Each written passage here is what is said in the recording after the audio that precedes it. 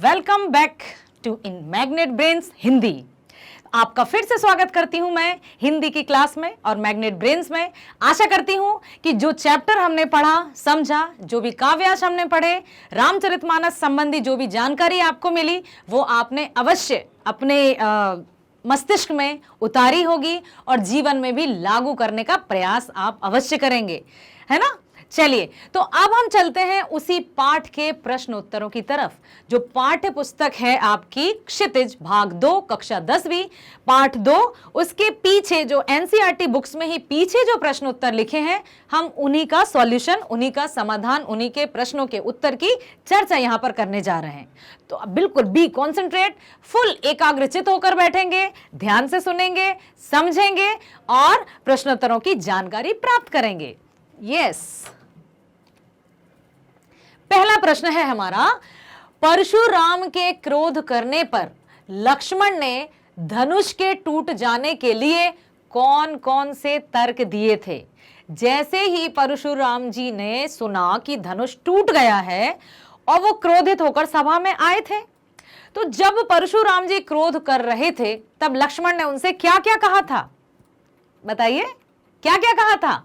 Yes, Lakshman जी ने कहा था श्री राम ने इसे नया और मजबूत समझकर सिर्फ छुआ था, परंतु धनुष तो बहुत पुराना है और कमजोर होने के कारण हाथ लगाते ही टूट गया। दूसरा कहा उन्होंने, बचपन में भी उन लोगों ने कई धनुइयां तोड़ी हैं, तब तो परशुराम जी क्रोधित नहीं हुए थे। क्या तब आवाज नहीं आई थी? फिर इस पुराने धनुष के टूट जाने पर इतना तकलीफ क्यों, इतना क्रोध क्यों? और आगे है, हमें ये धनुष साधारण धनुष ही लगा, इसमें कुछ नया सा तो हमें लगा ही नहीं। इस धनुष के टूटने पर उन्हें कोई लाभ या हानि नहीं दिखती। लक्ष्मण जी ने जो तर्क दिए वो ध्यान से सुन लीजिए। उन्होंने कहा ये पुराना ही था, साधारण सा था, हाथ लगाते ही टूट गया। फिर उन्होंने कहा बचपन में कई धनुइयां तोड़ी थी, तब तो आपने कभी क्रोध नहीं किया। फिर उन्होंने कहा कि ये साधारण धनुष है और धनुष के टूटने पर कोई लाभ या हानि नहीं है। इनको आप याद रखिएगा, जो कि लक्ष्मण जी ने परशुराम जी से धनुष के टूट जाने पर तर्क किए थे। प्रश्न है दूसरा, परशुराम के क्रोध करने पर राम और लक्ष्मण की जो प्रतिक्रियाएं हुई, उनके आधार पर दोनों के स्वभाव की विशेषताएं अपने शब्दों में लिखिए। जैसा कि मैंने आपको पहले ही बताया था कि श्री राम शांत स्वभाव के थे, शील थे, दया के सागर थे, मर्यादा पुरुषोत्तम श्री राम, और लक्ष्मण इसके विपरीत उग्र, तेज, अधीर। यहीं पर देखते हैं, राम बहुत शांत और धैर्यवान, धैर्य समझते हैं, धैर्यवान थे। परशुराम के क्रोध करने पर राम विनम्रता के साथ कहते हैं कि धनुष तोड़ने वाला कोई उनका दास ही होगा। वे मृदुभाषी, मृदुभाषी मीन्स मधुर भाषा बोलने वाले होने का परिचय देते हुए अपनी मधुर वाणी से परशुराम के क्रोध को शांत करने का प्रयास भी करते हैं।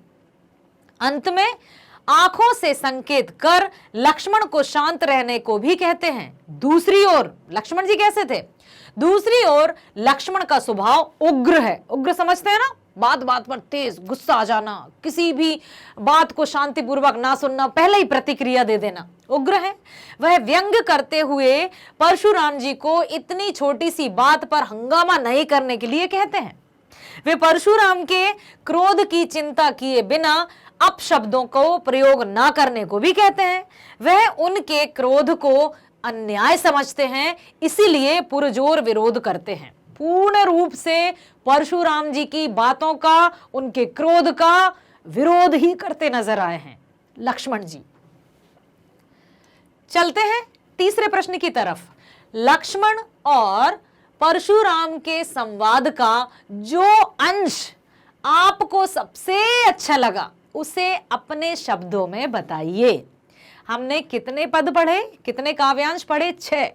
पहले में हमने देखा क्या देखा था कि परशुराम जी आते हैं और फिर श्री राम कहते हैं कि कोई दास होगा, फिर परशुराम जी अपना बखान करते हैं, सहस्त्रबाहु राजा का उदाहरण भी देते हैं, फिर लक्ष्मण जी आते हैं। दूसरे में हमने क्या पढ़ा था, लक्ष्मण जी मुस्कुराकर उनको व्यंग बाण करते हैं। इसी तरह से ये संवाद चलता रहा। तो आप बताइए आपको सबसे अच्छा प्रसंग कौन सा लगा? यहां पर है परशुराम जी, शिव जी का धनुष तोड़ने का दुस्साहस किसने किया? जैसे ही परशुराम जी आते हैं और कहते हैं शिव जी का धनुष तोड़ने का दुस्साहस किसने किया, राम क्या कहते हैं, हे नाथ, हाथ जोड़कर, हे नाथ, इस शिव जी के धनुष को तोड़ने वाला अवश्य ही आपका कोई दास होगा या आपका कोई सेवक होगा। परशुराम जी फिर क्या कहते हैं, सेवक तो वो होता है जो सेवा का कार्य करे, किंतु जो सेवक शत्रु के सामने व्यवहार करे उससे तो लड़ना ही पड़ेगा। शत्रु जैसा व्यवहार करे, जिसने भी धनुष तोड़ा है वह मेरे लिए दुश्मन है और तुरंत सभा से बाहर चला जाए, अन्यथा यहां उपस्थित सभी राजा भी मारे जाएंगे। अब चलते हैं अगले प्रश्न की तरफ। परशुराम ने अपने विषय में सभा में क्या क्या कहा, निम्नलिखित पद्यांश के आधार पर लिखिए कि उन्होंने ऐसा क्या कहा था। इन पंक्तियों को आप ध्यान से सुनिए और बताइए कि इन पंक्तियों के माध्यम से क्या कहने का प्रयास किया जा रहा है परशुराम जी। तुलसीदास जी ने ये जो पंक्तियां लिखी हैं उनमें किसकी चर्चा की है, किसने किससे कहा और क्या कहा, ठीक है। भुजबल भूमि भूप बिनु कीन्ही, विपुल बार महादेवन दीने, सहस बाहु भुज छेद निहारा, परस बिलोक महीप कुमारा, मातु पितहि जनि सोच बस, करस महीस किशोर, अर्भक के गर्भन के अर्भक दलन, परस मोर अति घोर। याद आया कुछ? याद आया? हमने पढ़ा था भावार्थ, व्याख्या। यस, परशुराम ने अपने विषय में यह कहा कि वे बाल ब्रह्मचारी हैं और अति क्रोधी स्वभाव के। सारा संसार उन्हें क्षत्रिय कुल के नाशक के रूप में जानता है। उन्होंने कई बार भुजाओं की ताकत से इस धरती को क्षत्रिय राजाओं से मुक्त किया है और ब्राह्मणों को दान में दिया है। लक्ष्मण वे अपना फरसा दिखाकर कहते हैं, लक्ष्मण से फरसा दिखाकर क्या कहते हैं कि इस फरसे से उन्होंने सहस्त्रबाहु की बाहों को काट डाला था, इसलिए वह अपने माता पिता चिंतित ना करें या माता पिता की चिंता ना करें, उनका फरसा गर्भ में पल रहे शिशुओं का भी नाश कर देता है, तो बालक मेरे इस फरसे से डर। याद आया? Yes, very good. Next, Lakshman ने वीर योद्धा की क्या क्या विशेषताएं बताई हैं, बताइए। सूर समर करनी करही, कन्हु जना वही आप, विद्यमान रण पाई, कायर कथई प्रताप। याद आया? यस, वीर योद्धा स्वयं अपनी वीरता का बखान नहीं करते।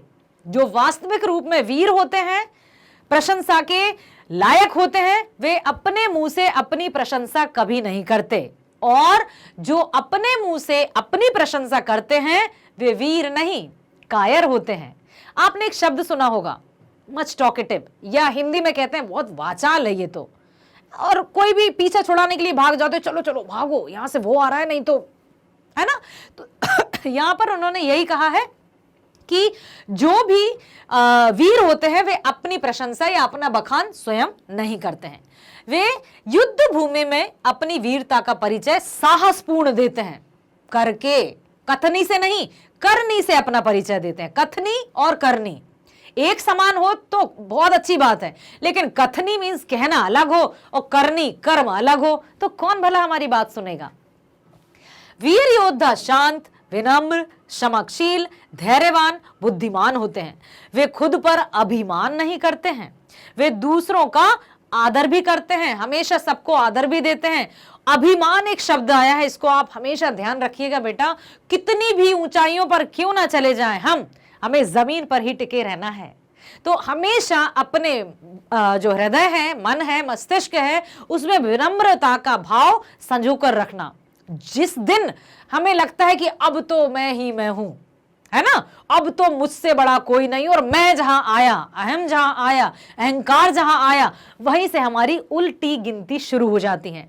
तो कितनी भी सफलता क्यों ना प्राप्त कर ले, कहते हैं डाउन टू अर्थ होना चाहिए, तब जाकर समाज आपको पूजता है और हमें भी अपने आप में लगता है। आपने ये शब्द सुना होगा, सेल्फ रिस्पेक्ट। अब सेल्फ रिस्पेक्ट हम कब करेंगे, जब रेस्पेक्टिव होने के लायक हमारे गुण होंगे। हम किसी को आदर क्यों देते हैं, क्योंकि हमें उसके गुण अच्छे लगते हैं। तो जो गुण किसी में हमें अच्छे लगते हैं, यदि वही गुण हमारे अंदर होंगे, तब तो हम सेल्फ रेस्पेक्ट करेंगे। तो अपने अंदर सेल्फ रेस्पेक्ट के गुणों को अवश्य आप लाएं, और साथ ही साथ स्वाभिमान, आत्मविश्वास, ये गुण भी अवश्य लाएं। ठीक है। अगला प्रश्न है, साहस और शक्ति के साथ विनम्रता हो तो बेहतर है। इस कथन पर अपने विचार बताइए। आप बताइए, क्या किसी भी युद्ध को केवल साहस और शक्ति से जीता जा सकता है, या कहीं पर भी विजय प्राप्त की जा सकती है शक्ति और साहस के बल पर? बताइए, कोई बहुत शक्तिशाली है, साहसी है, तो वो हर जगह विजय प्राप्त कर लेता है क्या? अपनी विजय पताका फहरा देता है क्या? या उसके साथ कोई विनम्र व्यक्ति होगा जिसके पास शक्ति भी होगी, साहस भी होगा और विनम्रता भी होगी? विजय प्राप्त कौन करेगा? जिसके पास शक्ति भी होगी, साहस भी होगा और साथ ही साथ विनम्रता भी होगी। और विनम्रता का अर्थ दब्बूपन कतई नहीं होता। विनम्रता और दब्बूपन में बहुत अंतर रहता है। क्या होता है? विनम्रता मीन्स जिस बात को हम किसी के भी समक्ष रखें, अच्छे तरीके से उस बात को हम वहां तक पहुंचाएं, विनम्रता पूर्वक, पोलाइट होकर। ठीक है। और यदि हमारे पास सिर्फ साहस और शक्ति होगी और विनम्रता नहीं होगी, तो हम कहीं तो पराजय प्राप्त करनी ही पड़ेगी, कहीं ना कहीं तो हमें हार पहनना ही पड़ेगा। ठीक है। तो देखिए, साहस और शक्ति द्वारा हम अनेक काम पूरा कर सकते हैं। हालांकि इसमें अगर विनम्रता भी जुड़ जाए तो बेहद कारगर साबित हो सकता है। साहस और शक्ति आवश्यक है, लेकिन इसके साथ यदि विनम्रता और आ जाए, तब तो फिर 4 चांद लग जाते हैं। विनम्रता के भाव से विपक्षी भी उस व्यक्ति का आदर करते हैं। यह व्यक्ति कार्य को और सुगम बना देते हैं। जिन व्यक्तियों के पास साहस शक्ति के साथ विनम्रता होती है, वो शत्रुओं का भी दिल जीत लेते हैं।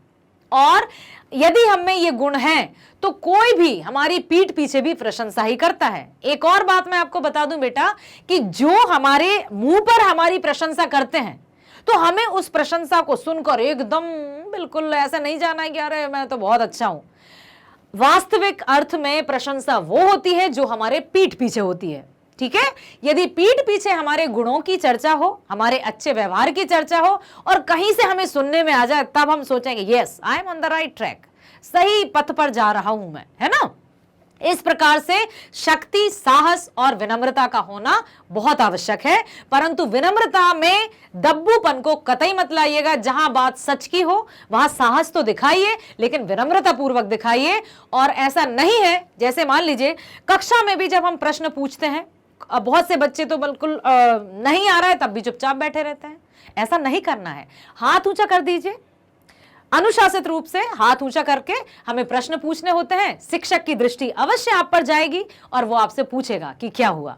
तो ये बहुत सारी बातें हैं जो हमें एक बहुत अच्छा सुयोग्य नागरिक बनाने में महत्वपूर्ण भूमिका अदा करते हैं। ठीक है। अब आया है यहां पर भाव स्पष्ट कीजिए, अर्थ स्पष्ट कीजिए और भाव स्पष्ट कीजिए। ये दोनों अलग अलग चीजें हैं। अर्थ मतलब जो पंक्तियों में लिखा है हमें उनका अर्थ बताना है। भाव मतलब इमोशंस क्या हैं, उनके मतलब क्या क्या बताने का प्रयास किया जाता है। बेहसी लखन बोले मृदुबानी, अहो मुनीस महाभटमानी, पुनि पुनि मोह दिखाव कुठारू, चहत उड़ा बन फूक पहारू। इन पंक्तियों में लक्ष्मण अभिमान में चूर परशुराम स्वभाव पर व्यंग किया है। परशुराम जी के स्वभाव पर व्यंग किया है उन्होंने। लक्ष्मण जी मुस्कुराते हुए कहते हैं कि आप मुझे बार बार इस फरसे को दिखाकर मत डराइए, मैं नहीं डरने वाला। ऐसा लगता है मानो फूंक मारकर पहाड़ ही उड़ा देना चाहते हैं। फिर है यहाँ कुमड़ बतिया को हुनाही, जे तरजनी देखी मर जाए, देखी कुठारु सरासर बाना, मैं कछु कहा सहित अभिमाना। इन पंक्तियों में लक्ष्मण ने परशुराम के अभिमान को चूर करने के लिए अपनी वीरता को दिखाया है। कैसा दिखाया है?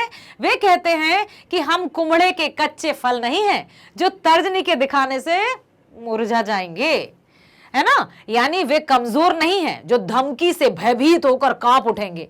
वे इस बात को कहते हैं कि फरसे को देखकर बोल रहे हैं और उन्हें स्वयं पर विश्वास है। अब चलते हैं हम अगली पंक्ति पर। गाधी सनु कहे हृदय हसी, मुनिये हरि हरि सूझ, आए मैं खांड ना ऊख मैं, अजऊ न बूझ अबूझ। ये पंक्तियां, ये शब्द बड़ा भ्रमित कर देते हैं ना कि क्या कह रही हैं ये पंक्तियां। फिर से पढ़ती हूं। गाधी सुनु कहे हृदय हसी, मुनिये हरि हरि सूझ, आए मैं खांड न ऊख मैं, अजऊ न बूझ अबूझ। यहां पर विश्वामित्र जी की चर्चा हुई है। जैसे ही परशुराम जी द्वारा श्री राम और लक्ष्मण को साधारण से बालक समझने की जो भूल कहें या विधि का विधान कहें जब होता है, तो विश्वामित्र जी मन ही मन मुस्कुराते हैं और क्या सोचते हैं कि लगता है ऋषिवर अर्थात परशुराम जी को सर्वत्र हरा ही हरा सूझ रहा है और वे श्री राम और लक्ष्मण को साधारण से बालक समझ रहे हैं। देखिए, इन पंक्तियों में विश्वामित्र जी मन ही मन मुस्कुराते हुए सोच रहे हैं कि परशुराम ने सामान्य क्षत्रियों को युद्ध में हराया है और उनको लगता है कि ये भी सामान्य है, तो इन्हें हरा ही हरा नजर आ रहा है। राम लक्ष्मण कोई साधारण क्षत्रिय नहीं है। परशुराम इन्हें गन्ने की बनी तलवार के समान कमजोर समझ रहे हैं, पर असल में ये तो लोहे की बनी तलवार है। परशुराम के अहंकार और क्रोध ने उनकी बुद्धि को अपने वश में कर लिया है। अब देखिए बेटा, यहां पर बात अभी मैंने बताया था कि हम कितने भी ऊंचाई पर ना चले जाएं या कितने भी बड़े पद पर आसीन क्यों ना हो जाएं, हमें अपने धैर्य को, अपना विनम्र स्वभाव हमेशा अपने अंदर रखना है। जहां अहंकार आता है, आपने वो पंक्ति सुनी है ना, जहां सुमतित है संपत्ति नाना, जहां कुमतित है विपत्ति निदाना। सब कुछ सोच का ही है परिणाम। जैसी सोच वैसा परिणाम, यथा दृष्टि तथा सृष्टि। जिस नजर से हम दुनिया को देखते हैं, दुनिया वैसी ही नजर आती है। तो यहां पर परशुराम जी को अभिमान पूर्वक, जब अभिमान आ जाता है मनुष्य में, तो वो नहीं सोचता है कि मैं क्या सही कर रहा हूं या क्या गलत। कोई भी उसको सजेशन भी देंगे ना, कोई भी सलाह भी देंगे, मशवरा भी देंगे, तो उनको सुनना ही नहीं है कि मैं जो हूं मैं सही हूं भाई, ठीक है। तभी तो कोई क्रोधित होता है तो उसको लगता है मैं सही हूं, कोई भी कुछ भी समझ, और जब क्रोधित व्यक्ति होता है तो वो किसी की सुनना ही नहीं चाहता है। तो इन पंक्तियों के माध्यम से विश्वामित्र जी ने यही बताया है कि परशुराम जी को सर्वत्र हरा ही हरा सूझ रहा है। और बात करें यदि हम कवि गोस्वामी तुलसीदास जी की, तो उन्होंने कितने अच्छे उदाहरणों के माध्यम से हमें ये समझाने का प्रयास किया है कि हम कभी भी अपने अंदर अहंकार या अहम या अभिमान जैसी भावना नहीं लानी है। देखिए आगे है, पाठ के आधार पर तुलसी के भाषा सौंदर्य पर 10 पंक्तियां लिखिए। तुलसी के भाषा सौंदर्य पर गोस्वामी तुलसीदास, ठीक है। तो अब देखिए यहां पर क्या है कि यह काव्यांश तुलसीदास जी द्वारा लिखित रामचरितमानस के बालकांड से ली गई है, जो अवधी भाषा में लिखी गई है। एज आई टोल्ड यू कि श्री राम से संबंधित जो भी रचनाएं होंगी वो अवधी भाषा में होंगी, श्री कृष्ण से संबंधित जो भी रचनाएं होंगी वो ब्रज भाषा में होंगी। इसमें तत्सम शब्दों का प्रयोग भरपूर मात्रा में किया है। तत्सम शब्दों के रूप, तत्सम, तद्भव, देशज, विदेशी या आगत शब्द। तो यहां पर तत्सम मतलब जैसे थे वैसे ही संस्कृत के शब्दों को एज इट इज लिया है, यथावत लिया है, ठीक है। इसमें दोहा, छंद, चौपाई का अच्छा प्रयोग किया है। जैसे पहला पैराग्राफ जब हमने पढ़ा था तो जो प्रथम पंक्तियां हैं वो चौपाइयां थी, और जो छोटा सा मैंने रामा लगाकर पढ़ा था वो दोहा है। ठीक है। भाषा में लयबद्धता है, अंग्रेजी में पढ़ते हैं ना पोएम, राइमिंग्स।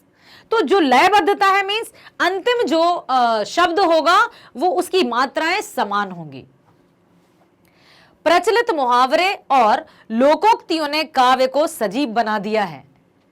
बता सकते हैं आप कहां मुहावरे का प्रयोग हुआ है, कहां लोकोक्ति का प्रयोग हुआ है? आए हैं कहीं? फूंक से पहाड़ उड़ा देना, कुम्हड़ की बत्तियां की तरह ना होना, ये सारी चीजें यहां पर बहुत अच्छे से तुलसीदास जी ने इस काव्य में दर्शाई हैं। वीर और रौद्र रस का प्रयोग मुख्य रूप से किया गया है। रस, रस शब्द सुनते ही क्या याद आ रहा है आपको? जूस, हाँ कह सकते हैं आप।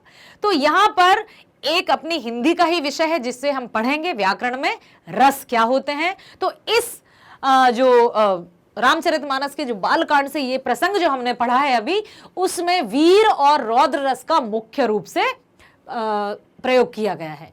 कहीं कहीं शांत रस का भी उपयोग हुआ है। जहां श्री राम की बात आती है, श्री राम जी द्वारा जो कथन कहे जाते हैं वो शांत रस से उत्प्रोत है। अनुप्रास, उपमा, रूपक, उत्प्रेक्षा व पुनरुक्ति, प्रकाश अलंकार का भी सुसज्जित ढंग से प्रयोग हुआ है। अलंकार पढ़े होंगे आपने कक्षा 9वीं में। थोड़ा सा मैं आपको बता देती हूं कि अलंकार किसे कहते हैं।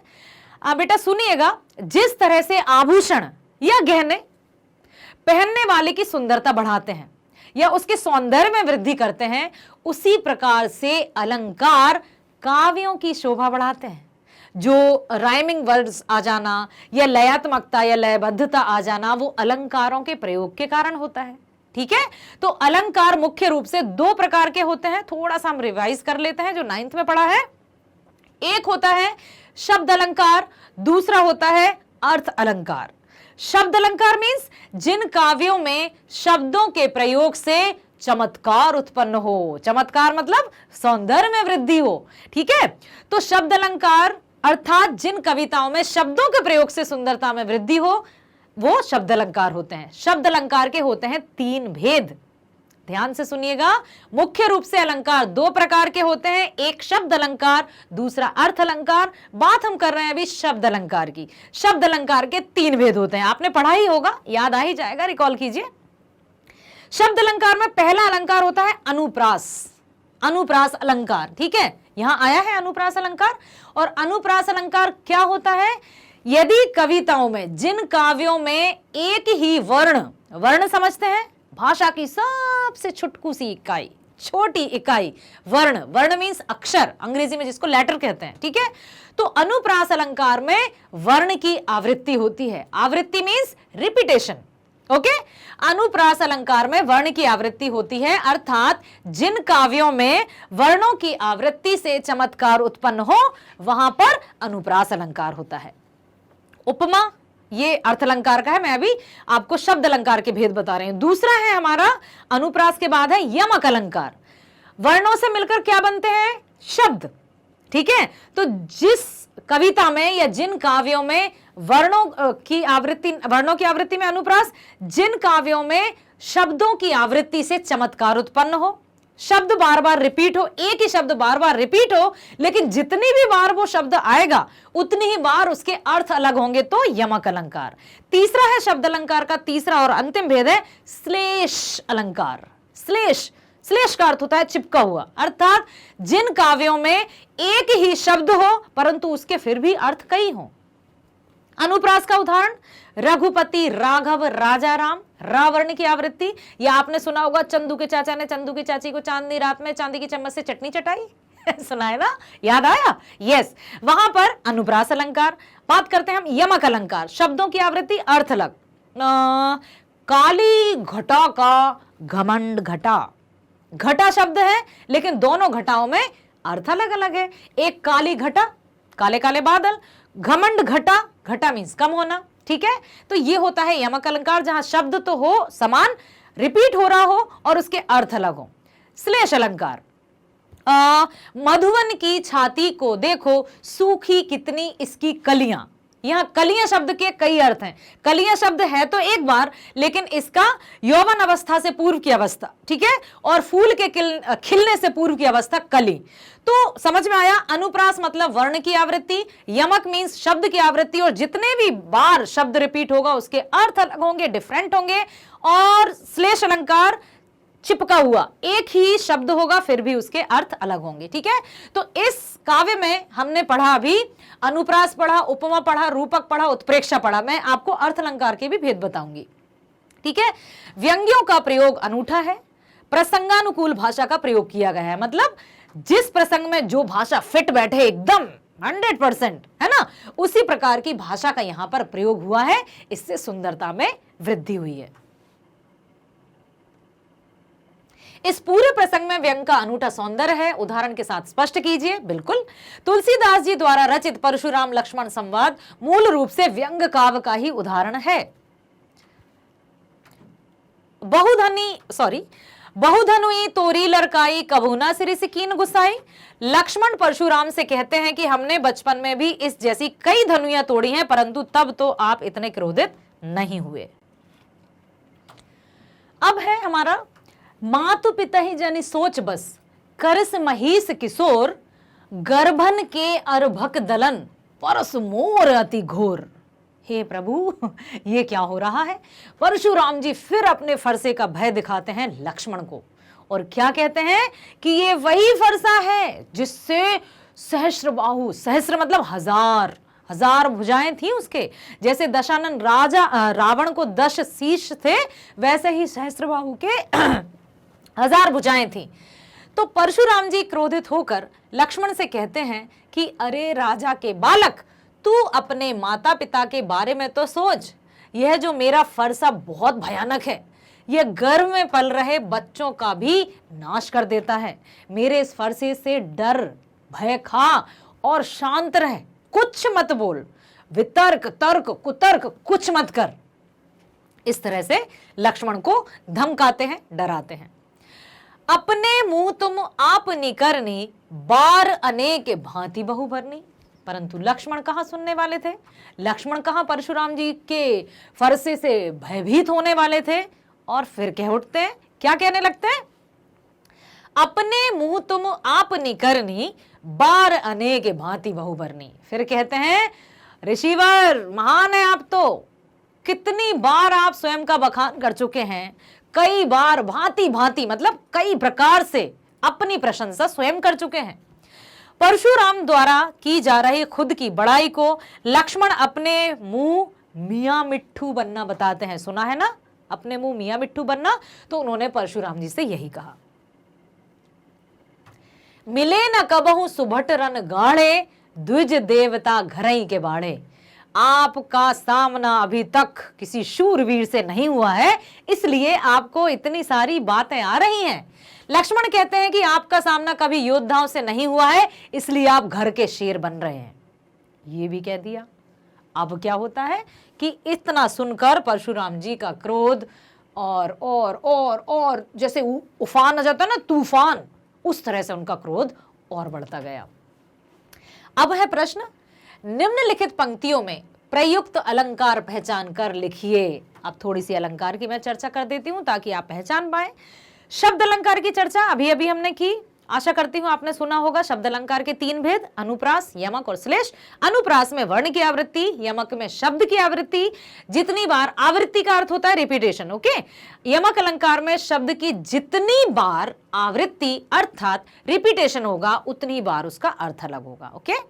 थर्ड है शब्द अलंकार का ही श्लेष। श्लेष का अर्थ होता है चिपका हुआ, अर्थात एक ही शब्द से कई अर्थ। पानी गए ना उबरे, मोती मानुष चून। यहां पर पानी 3 अर्थों के लिए प्रयोग में आया है, मोती, मनुष्य और आटा। चून, चून के भी 2 अर्थ हैं, एक आटा दूसरा चूना, ठीक है। तो यहां पर मान सम्मान पद प्रतिष्ठा के लिए पानी शब्द का है, ठीक है। तो यहां पर अब हमने बात की कि अर्थ अलंकार, अर्थ अलंकार के होते हैं 5 भेद, मुख्य भेद 5, शब्द अलंकार के 3, अर्थ अलंकार के 5, ध्यान रखिएगा, ठीक है। अर्थ अलंकार का पांच जो भेद होते हैं उसमें पहला भेद है उपमा, उपमा अलंकार, उसके बाद रूपक अलंकार, उत्प्रेक्षा अलंकार, मानवीकरण अलंकार और अतिशयोक्ति अलंकार। बेटा एक बात, एक ट्रिक मैं आपको बता देती हूं, उसको आप याद कर लीजिए तो आपको अर्थ अलंकार के पांचों भेद यूं याद होंगे। अब मैं बात करती हूं उपमा अलंकार की। यदि उपमा के आगे अलंकार नहीं जुड़ा होता तो उपमा शब्द आपने सुना है? क्या होता है उपमा? यस, बहुत सही, खाने की चीज, नाश्ते में खाते हैं हम उपमा, खाते हैं ना? यस।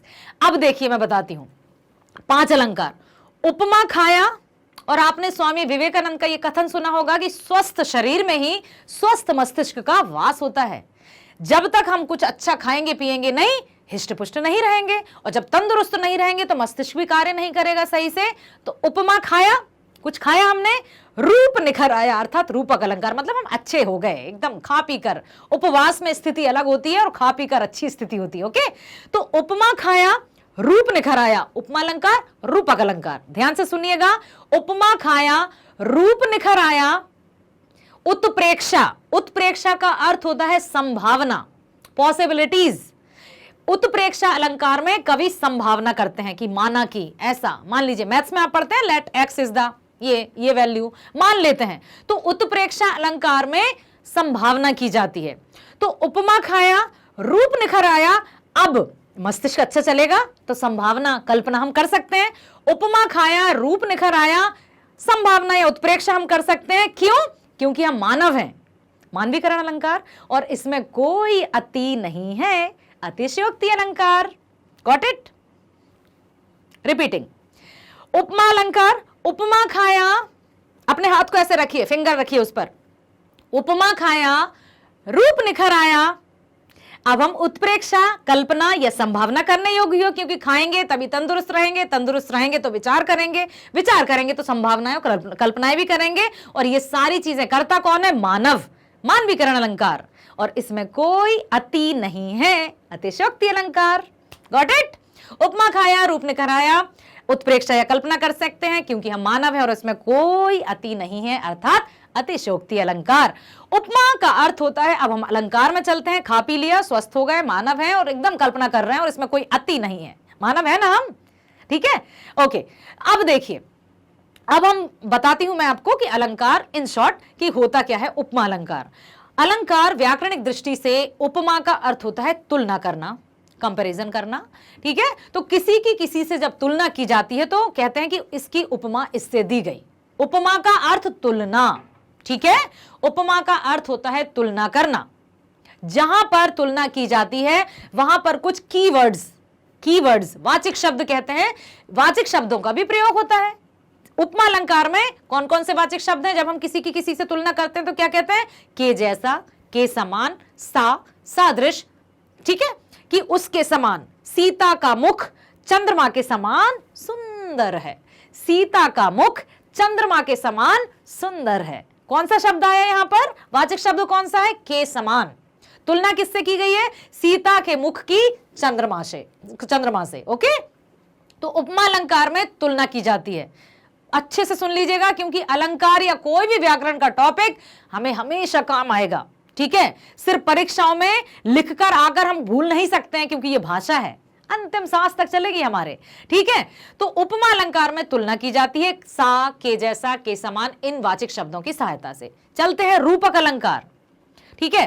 अलंकार में भेद तो हमने देख लिए 5। इसी प्रकार से अर्थ अलंकार के 4 अंग भी होते हैं। अंग मतलब देखिए, यदि हम अपनी बात करें मनुष्य की, तो मनुष्य दिखता तो कई है, कोई छोटा, कोई लंबा, कोई मोटा, कोई दुबला, कोई गोरा, कोई काला, तरह तरह के होते हैं ना। लेकिन यदि अंग की बात की जाए तो सबके हाथ होते हैं, पैर होते हैं, है ना? ऐसा ही होता है ना, सबके अंग तो समान है ना, हाथ हैं, पैर हैं। तो इसी प्रकार से जो 4 अंग हैं वो सभी अलंकारों में है, अर्थ अलंकारों में, ठीक है? कौन कौन से 4 अंग हैं? उपमान, उपमेय, साधारण धर्म और वाचिक शब्द। उपमान, उपमान किसे कहते हैं? जिससे तुलना की जाती है। उपमान किसे कहते हैं? जिससे तुलना की जाती है। जैसे अभी मैंने उदाहरण बताया, सीता का मुख चंद्रमा के समान सुंदर है। किससे तुलना की जा रही है? किसकी? सीता के मुख की चंद्रमा से तुलना की जा रही है। तो उपमान क्या हुआ? चंद्रमा। बहुत बढ़िया, वेरी गुड। ठीक है, यहां पर उपमान अर्थात जिससे तुलना की जाती है। उपमेय, उपमेय मतलब जिसकी तुलना की जाती है। सीता का मुख चंद्रमा के समान सुंदर है। तुलना किससे की जा रही है? चंद्रमा से। किसकी तुलना की जा रही है? सीता के मुख की। तो सीता का मुख क्या हुआ? उपमेय। Got it? वेरी गुड बेटा। अब चलते हैं हम साधारण धर्म। साधारण धर्म मतलब गुण या विशेषता। तो सीता का मुख चंद्रमा के समान सुंदर है। सुंदर क्या है? विशेषता। तो ये क्या हुआ? साधारण धर्म। वाचक शब्द मींस कीवर्ड्स, जिनकी सहायता से हम पहचानते हैं कि क्या हो रहा है, अलंकार कौन सा है। के समान हुआ वाचक शब्द। क्लियर है सबको? अलंकार है अर्थ अलंकार में 5, अंग है अलंकार के 4, उपमान, उपमेय, साधारण धर्म, वाचक शब्द। उपमान मींस जिससे तुलना की जाती है, उपमेय मींस जिसकी तुलना की जाती है। यहां पर कंफ्यूज नहीं होंगे आप, अक्सर बच्चे कंफ्यूज होते हैं। उपमान जिससे तुलना की जाती है, उपमेय जिसकी तुलना की जाती है। साधारण धर्म गुण या विशेषता कि किस आधार पर, बहुत सुंदर है ना इसलिए सीता का मुख चंद्रमा के समान सुंदर, गुण। और वाचक शब्द मतलब ऐसे शब्द जिनसे हमें पता चले कि तुलना की जा रही है, के समान। करेक्ट? उपमा अलंकार समझ में आया। चलते हैं रूपक अलंकार की तरफ। रूपक। अब यहां रूपक अलंकार में उपमान और उपमेय इतने अधिक समान हो जाते हैं कि उपमान और उपमेय एक ही हो जाते हैं। हमने देखा, उसी एग्जाम्पल को लेकर चलेंगे हम, कि सीता का मुख चंद्रमा के समान सुंदर है, उपमा अलंकार।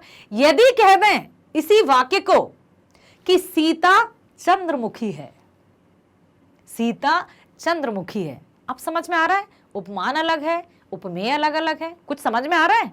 नहीं आ रहा ना? तो जहां पर उपमान और उपमेय एक हो जाए, अत्यधिक गुणों की समानता के कारण उपमान और उपमेय सेम एक हो जाए बिल्कुल, वहां पर रूपक अलंकार होता है। जैसे आप देखते होंगे स्किट, नाटक जो हम मंच पर देखते हैं, या मंच पर हम भी करते हैं, आप लोग भी करते होंगे। ठीक है, तो जब मंच पर मान लीजिए मैं कोई झांसी की रानी का प्ले कर रही हूं, मैं झांसी की रानी की भूमिका में हूं, ठीक है, तो मैं यही कहूंगी अंग्रेजों भारत छोड़ो। ठीक है, तो मैं बार बार ये नहीं कहूंगी मैं झांसी की रानी हूं और कह रही हूं, नहीं कहूंगी ना ये बार बार। मैं अपने आप को झांसी की रानी समझ लूंगी और वहां पर कहती जाऊंगी, अर्थात मैं वही बन गई हूं। तो रूपक अलंकार अर्थात उपमान और उपमेय एक। ठीक है, चलते हैं उत्प्रेक्षा। जैसा कि मैंने बताया वाचक शब्द होते हैं इसमें जानो, जनहु, मानो, मनहु, ज्यों त्यों। ज्यों त्यों एक कविता थी 9th में ही आपकी। पाहुन ज्यों आए हो गांव में शहर के, पाहुन ज्यों आए हो गांव में शहर के। तो ज्यों मतलब ऐसा लग रहा है जैसे शहर से कोई मेहमान गांव में आया हो। पाहुन दामाद जी, उस कविता में आप याद करेंगे तो बादलों को दामाद कहा गया था। ठीक है, तो जहां ज्यों त्यों, जानो, जनहु, मानो, मनहु इस तरह के शब्द आते हैं तो उत्प्रेक्षा अलंकार, क्योंकि क्या हो रहा है वहां पर, मान लिया जा रहा है कि ये ऐसा है। सागर के उर पर नाच नाच, नहीं ये नहीं कि हाँ, मानो हवा के शोर से सोता हुआ सागर जगा। मानो, मनहु, जानो, जनहु उत्प्रेक्षा अलंकार आया। चलते हैं मानवीकरण की तरफ, ध्यान से सुनिएगा। मानवीकरण तो जिन काव्यों में ऐसे शब्दों का प्रयोग मानव के अतिरिक्त कहीं और किया जाए उनको मानवीकरण अलंकार कहते हैं। जैसे 9th की ही कविता है हमारी, चंद्रगहना से लौटती बेर, पढ़ी थी ना, कि एक हरा ठिगना चना, एक हरा ठिगना चना बांधे मुरैठा शीश पर छोटे गुलाबी फूल का, पास में मिलकर खड़ी है बीच में अलसी हटीली, देह की पतली कमर की है लचीली। यदि किसी ने वो कविता नहीं पढ़ी होगी तो कैसा लग रहा है कि किसका वर्णन हो रहा है? देह की पतली कमर की है लचीली, ऐसा लग रहा है किसी स्त्री या किसी लड़की का वर्णन हो रहा है, लेकिन वहां पर अलसी के पेड़ का वर्णन किया है कवि ने। ठीक है, तो जिन शब्दों का प्रयोग मानव, जो शब्द मानव के लिए प्रयोग में लाए जाते हैं वो मानव के अतिरिक्त यदि प्रकृति पर कहीं भी प्रयोग में लाए जाते हैं वहां पर मानवीकरण अलंकार। समझ में आया? Yes, very nice. अब चलते हैं हम अतिशयोक्ति। अतिशयोक्ति, अति अर्थात, अति मतलब समझते हैं एक्सेस, हद हो गई, नहीं कहते हम सीमा से बाहर, भाई अब तो बस करो। ठीक है। तो अतिशयोक्ति मतलब लोक सीमा से बढ़ चढ़कर बात की जाए, वहां पर अतिशयोक्ति अलंकार। उदाहरण मैं बता देती हूं। यस, हनुमान की पूंछ में लगन न पाई आग, हनुमान की पूंछ में लगन न पाई आग और लंका सिगरी जर गई, गए निशाचर भाग। अरे भाई, how can it possible? But yes, अतिशयोक्ति में संभव है।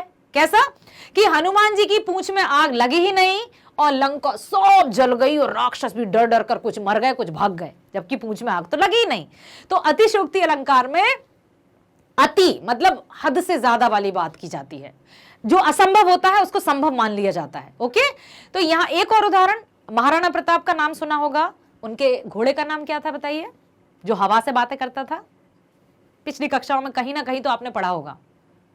यस, चेतक। महाराणा प्रताप के घोड़े का नाम चेतक था और ऐसा कहते थे, कहा जाता है, इतिहास में हमने पढ़ा है कि इतनी तेज गति से, इतने वेग से वो भागता था, ऐसा लगता था जैसे हवा से बातें कर रहा हो। तो उसका एक और उदाहरण अतिशयोक्ति का,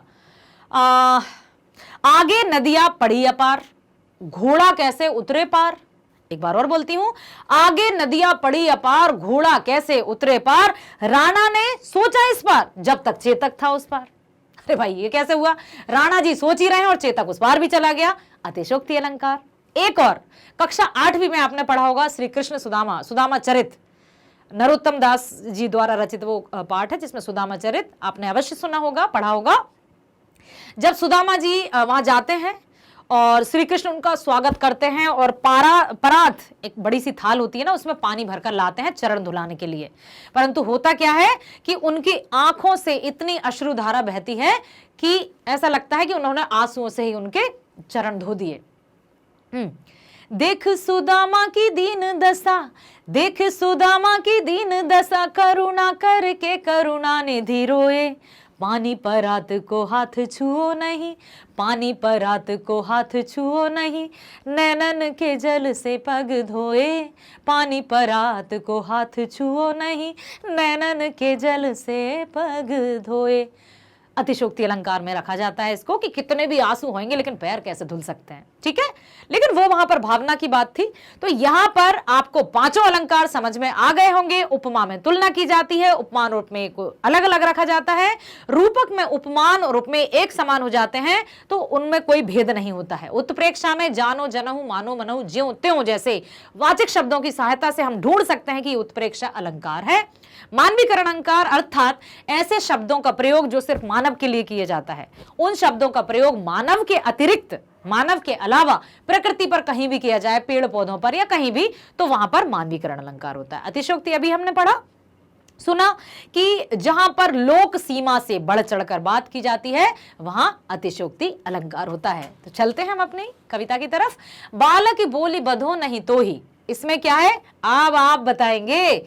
बालक की बोली बधो, किसकी आवृत्ति हो रही है, किसका रिपीटेशन हो रहा है बेटा? बा हो रहा है। तो यहां पर क्या होगा? वर्ण की आवृत्ति के कारण अनुप्रास अलंकार। बहुत बढ़िया, वेल डन। कोटि कुलिस सम वचन तुम्हारा, कोटि कुलिस सम वचन तुम्हारा, कोटि कुलिस क वर्ण की आवृत्ति हुई है तो अनुप्रास तो है ही, साथ ही साथ सम समान के समान, अभी पढ़ा था ना हमने, सीता का मुख चंद्रमा के समान, तो सम शब्द जब आया है तो उपमा अलंकार। Got it? कोटि कुलिस सम में क वर्ण की आवृत्ति एक से अधिक बार हुई है इसलिए अनुप्रास अलंकार है।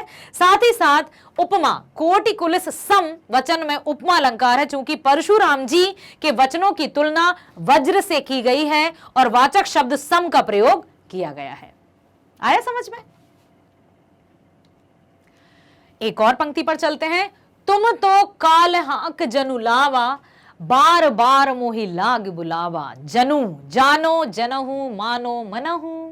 Yes, very nice. उत्प्रेक्षा अलंकार, काल हाक जनु लावा में उत्प्रेक्षा अलंकार है, यहां जनु वाचक शब्द है। क्लियर?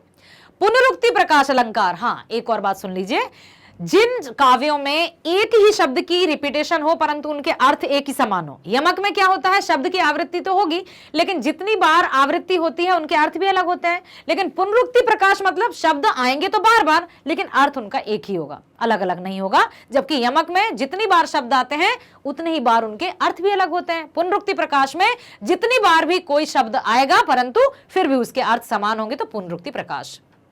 बार बार, बार बार मोहि लागी बुलावा, 2 बार आया है बार, लेकिन बार बार मतलब बार बार ही है, उसका कोई अलग अर्थ नहीं है, इसलिए पुनरुक्ति प्रकाश है। ठीक है, क्योंकि बार शब्द की 2 बार आवृत्ति हुई है पर अर्थ में कोई भिन्नता नहीं है। ठीक है, चलते हैं। लखन उतर आहुति सरिस, भृगुबल को पुक्रसान, बढ़त दे की जल सम वचन, बोले रघुकुल भानु। अनुमान लगा लिया। उपमा अलंकार, लक्ष्मण के उत्तर आहुति के समान और वाचक शब्द सरिस, सरिस मतलब के समान के कारण आहुति सरस भृगुकुल कोप कृसानु में उपमा अलंकार है। जल सम वचन में भी उपमा अलंकार है क्योंकि भगवान राम के मधुर वचन जल के समान कार्य कर रहे हैं, शीतलता प्रदान कर रहे हैं, और वाचक शब्द सम का प्रयोग हुआ है। आ गया ना बेटा। रूपक अलंकार, रघुकुल भानु में रूपक अलंकार है चूंकि श्री राम के गुणों की समानता सूर्य से की गई है। सूर्य के पर्यायवाची जानते हैं ना आप, सूर्य नमस्कार करते हैं, करना चाहिए। सूर्य के नमस्कार मतलब जो पर्यायवाची शब्द हैं वो भानु है, आदित्य है ना, आदित्याय नमः, सूर्याय नमः, भास्कराय नमः, दिनकराय नमः, दिवाकराय नमः, तपेशाय नमः, मार्तंडाय नमः, बहुत सारे कई नाम है सूर्य के। तो यहाँ पर रघुकुल भानु में रूपक अलंकार है क्योंकि उनको डायरेक्टली कह दिया गया है। ओके, चलिए ये रहे हमारे प्रश्नोत्तर। और अब फिर से वही एक बहुत अच्छी सूचना, बहुत अच्छी जानकारी जो मैं आपको देने जा रही हूं। मैग्नेट ब्रेन्स लाया है मैग्नेट ब्रेन्स लाया है कक्षा 6वीं से 12वीं तक की ऑनलाइन शिक्षा एकदम मुफ्त। कुछ नहीं देना है, कोई पैसे नहीं देना है, कोई आपको पैसे देकर सब्सक्रिप्शन नहीं लेना है। इतनी अच्छी शिक्षा आपको मैग्नेट ब्रेन देता है। तो आइए और लाइक, सब्सक्राइब और शेयर कीजिए। शेयर, लाइक और सब्सक्राइब करना ना भूलें मैग्नेट ब्रेन्स। और ये है आपकी ऑल स्टेट्स बोर्ड्स के लिए, ना केवल मध्य प्रदेश या एमपी बोर्ड पर ही ये है, सभी स्टेट्स की शिक्षा यहां पर एक ही प्लेटफॉर्म पर उपलब्ध। तो बिल्कुल अपना समय और शिक्षा और अपने ज्ञान को नित्य प्रतिदिन बढ़ाते रहिए, उन्नत करते रहिए। Thank you so much.